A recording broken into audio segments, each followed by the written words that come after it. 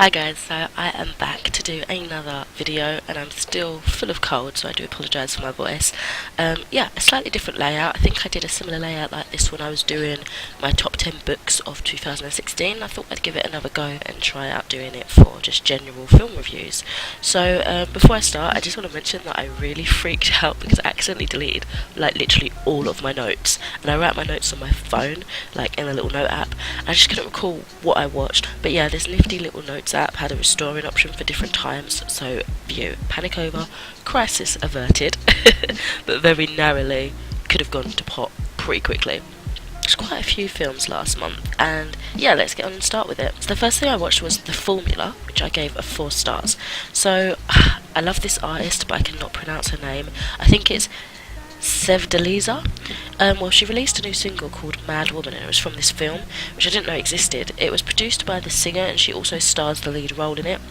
And it's kind of described as like a mixture of music and visuals, and it's only 15 minutes, like a short film, like an indie short film, following two lovers as they live through death, love and happiness, and it can be found on YouTube. So the characters flit in and out of what I think is Iranian and English, which was an interesting thing to do. So I'm such an idiot that I was like, OMG, I can understand them. But that was obviously when they were speaking English. I'm so silly. I was like, oh my god, I swear they were speaking a different language a moment ago. Can I just suddenly be able to understand Iranian? I like the subtlety of the physical representation of a crack to show the cracks in the relationship and that things were going downhill. It was very metaphorical but very beautiful and subtle, and it was a very artsy, open for interpretation kind of film that I probably didn't understand a whole lot of, but I really did enjoy it. It was extremely enticing, so I definitely say if you like this singer, then check out the film, or if you're just interested in listening to new music and new artists, give them both, like give the singer and her film both a go. So the next thing I saw, I've got a video coming up on this, it's just one of my little concert vlogs. I went to see Lady Antebellum with my friend Maria, and I gave that a 5 stars. So yeah, I had such an awesome time. I've already put together a little concert vlog, so when that's up, I shall link that around.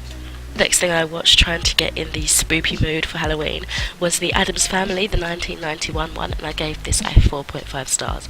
So I haven't seen this film in years, and I really wanted to watch it last October, but I don't think I got around to it, so, you know, I just made it happen this year around. The Addams Family is about a wacky gothic family. I think everybody knows what it's about, to be honest. So Gomez's brother, Fester, has been missing in the Bermuda Triangle for 25 years. When he suddenly turns up out of the blue, is all as it seems. This has aged so well. I get a bit funny watching, like, quote-unquote old films, if you know what I mean, because I get distracted of, like, bad quality and such. But this one didn't have that issue at all. I'm not sure if Amazon Prime remastered it before sharing it on their stream, but regardless, it looked really good. I didn't really remember anything, so it was like watching it for the first time, and it was so much fun, but it did drag a tad. Following up that, I thought it made sense to watch the second film. This was the Addams Family Values, which came out in 1993, and I ended up giving this a 5 star, so I did overall enjoy this a bit more than the first one. I thought I never watched this before, and I'm pretty sure I didn't know it existed until I was watching the first one recently, but I remembered the first summer camp scene, so I must have seen it like a little bit on telly at one point, but maybe I just assumed it was the original, or I don't know. But in this one, Morticia is giving birth to a new baby, and Wednesday and Pugsley devise ways in which to kill him. So this one was surprisingly just as enjoyable as the first one, and there was more to it than I was expecting. I actually liked it even more than the predecessor, which I already said, but I didn't like the change in Morticia's mum though. She's pretty sure she was a different woman, and she actually annoyed me a little bit. I don't know why, there was just something about it that irritated me.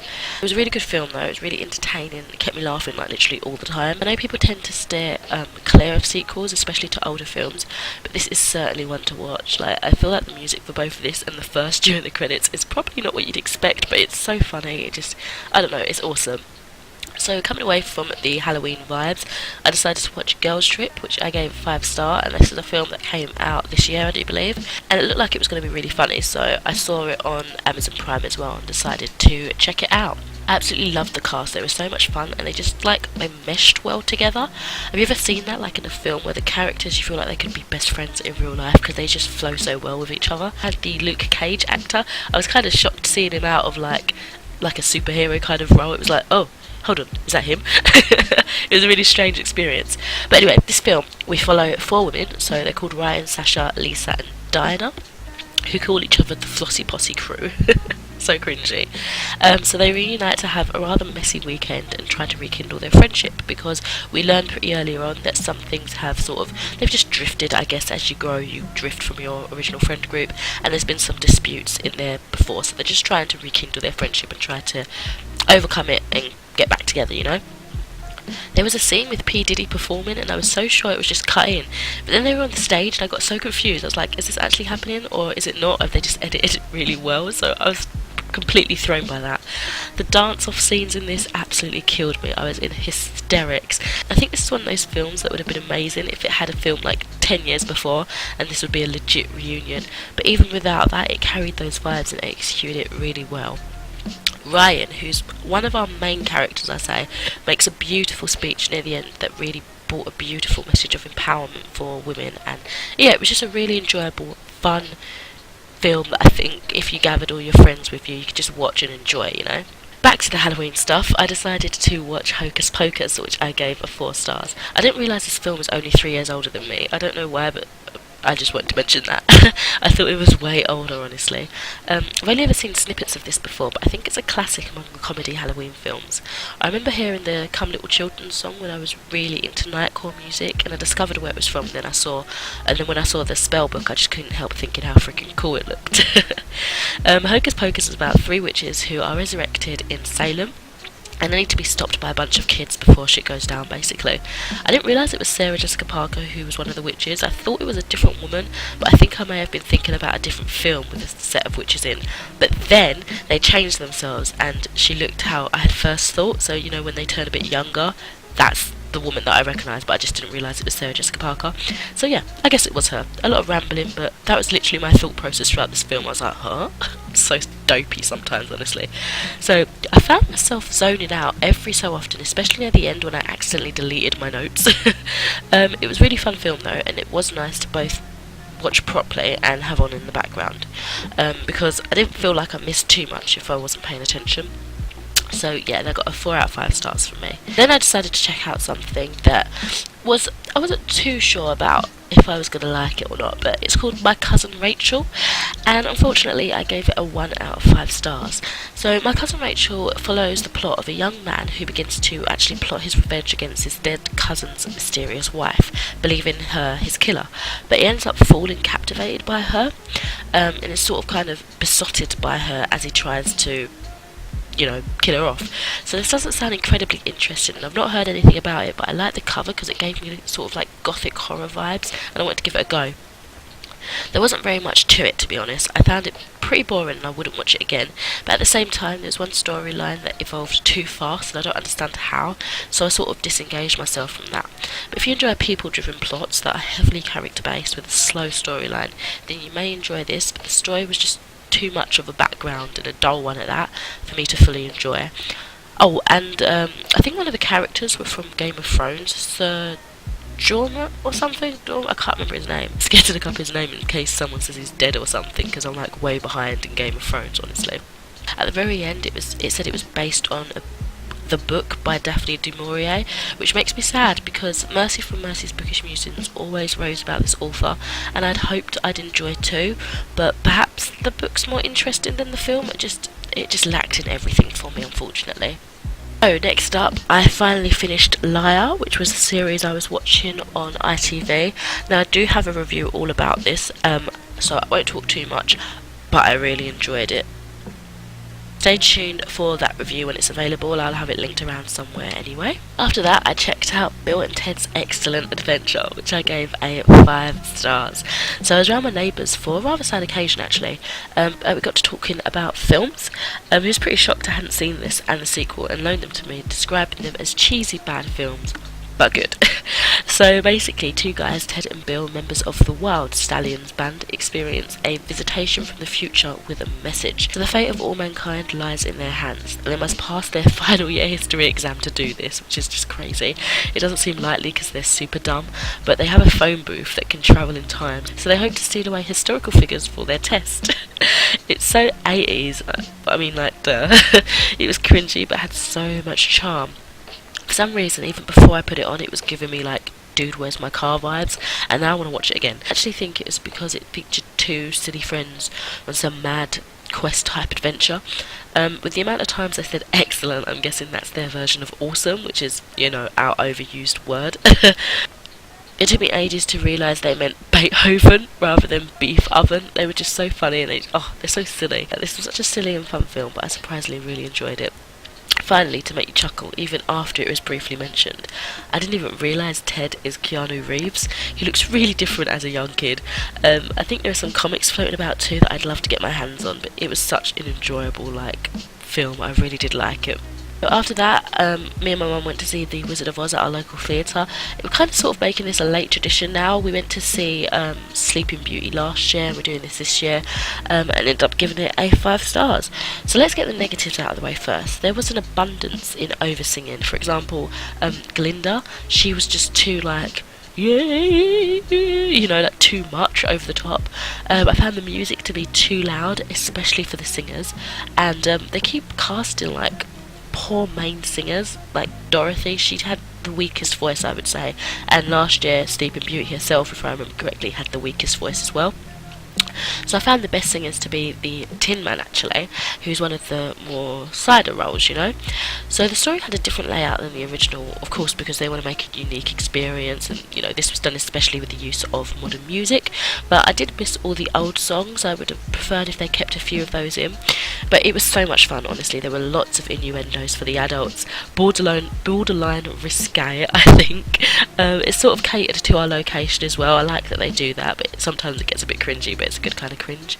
Toto was a puppet, and we're supposed to ignore the puppeteer. I guess they thought it was easier to leave him out of the main bits because of this, because there was just this woman trailing along behind this puppet, and it was just probably a bit distracting. There were a few times when people forgot their lines, but they just went with it. It was so funny. There was this awesome improvisation scene where balls and devils and all sorts were being spoken about. He must have been the director to say all of that. It was just so funny. There were no munchkins though, which was another thing that threw me off. I feel like they really got rid of the core segments of the film, which was to me the music and the munchkins and Toto being in it, you know. So I would have preferred if some of those were left in, but it was a really enjoyable experience, and I think it would be different for every location that they go in. So definitely try and check out some of those theatre productions. They're very unique. So after that I continued my Bill and Ted binge and decided to watch the sequel, which was Bill and Ted's Bogus Journey, which I gave a 4 stars. So everything is going great for the two when they are killed by their evil robot twins. They must overcome hell, defeat the Grim Reaper, save the princesses, and save the world whilst making sure they're back in time to win the Battle of the Bands. So this is another crazy plot and another whole lot of fun. I would say I enjoyed the first one a lot more because I didn't pay much attention to this one, but it was still ridiculously funny and entertaining. It really made me chuckle when all the papers were saying basically all what Rufus said would happen in the first movie. Their music creating world peace and that. It was just really good. I did enjoy it. And yeah, that ends my little Bill and Ted 2 movie marathon. I don't know how I didn't know about these films before, but they were awesome. So next I went to the cinema with my friend Chloe to see Happy Death Day, which I gave a 5 stars. So this is about Teresa, who's known as Tree. She gets murdered on her birthday and has to stop the killer before she relives the day over and over again because she's stuck in this hell loop, basically. It's a comedy horror and is totally more funny than scary, but there are some baby jump scares. The whole story felt like a stereotypical uni film, parties, etc. like that. But as the main plot of this girl that keeps getting brutally murdered on her birthday of all days. I think it surprisingly works, and I really did enjoy it. The first few repeated days were tedious to get through, and I was getting a bit bored and irritated, but as Tree figures things out and did things differently, it picked up in entertainment. If you're a bit of a wuss when it comes to a horror, but still want that addictive thrill that they give you, then check this out, because it was really funny. After that, I finally got to watch Descendants 2, which I gave a 5 stars. I've had quite a lot of high-rated films this last month, which has been awesome. So yeah, I've been so stoked for this. I thought it was coming out back around July with all the adverts I saw on this, so it made the wait absolutely excruciating. But the plot of this film. After 6 months in Oregon, Mal is finding it difficult to remain perfect like the girls born and bred there. Feeling like she doesn't fit in, she makes an escape back to the island lost and runs into some trouble. There were some awkward slow scenes that dragged but were supposed to be funny. I don't know what that was about. I didn't quite like that. But there was a rap that reminded me of epic rap battles of history on YouTube, and it was so funny. I was like, oh my god, this needs to be on epic rap battles of history. It's awesome. I noticed that Chad was a totally different character and was far goofier than before. He was quite funny, but almost too much, and it was a little bit irritating. I loved all the other new characters like Uma and Harry. They were awesome. The main crew was phenomenal, and their outfit and wigs were even better than before. The story was amazing, and it made me really want to be in a Disney film. I was absolutely buzzing. I just wanted to dance, and so literally after I watched my recording of it, I immediately watched the ending on Disney Plus One. The cliffhanger though, I just can't wait to see what else they bring in. It was awesome. So overall, I had a pretty awesome month of films for October. I really did enjoy the majority of what I watched. So let me know what you watched in October. Perhaps you watched some things that were actually scary, but I'm a bit of a wimp and I wussed out. And yeah, I'll speak to you in another video soon. Bye.